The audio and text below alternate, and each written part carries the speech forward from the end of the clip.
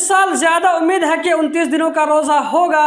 आप लोगों को याद होगा कि गल्फी कंट्रीज में 23 मार्च जो कि जुमेरात का दिन पड़ रहा था, उस दिन से रोजा स्टार्ट हुआ था। तो इस हिसाब से 29 रोजा 20 अप्रैल को कंप्लीट होता है, जबकि 21 अप्रैल जो कि जुमा का दिन पड़ता है, तो 21 अप्रैल को ईद का दिन होगा।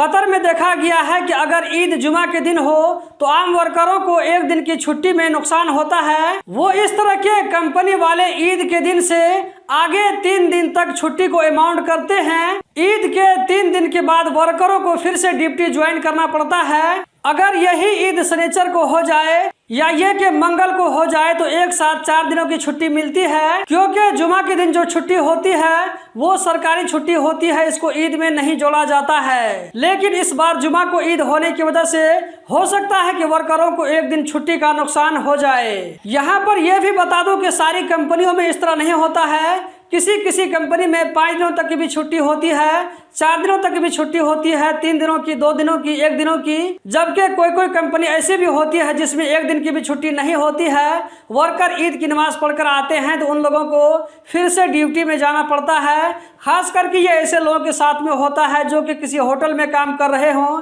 किसी दुकान में काम कर रहे हों, या कि वो किसी कतरी घर में काम कर रहे हों।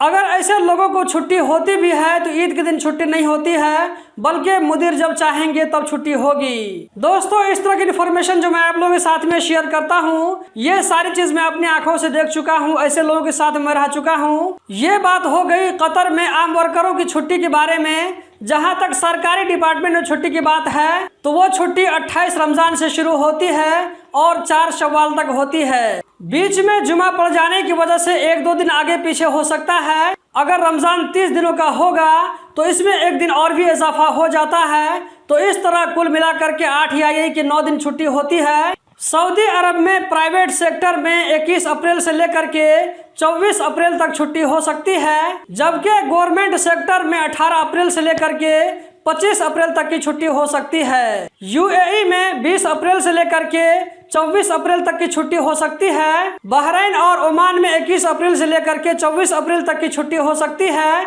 जबकि कुवैत में 21 अप्रैल से लेकर के 23 अप्रैल तक की छुट्टी हो सकती है। दोस्तों, आप लोग इस वीडियो को कहां से देख रहे हैं?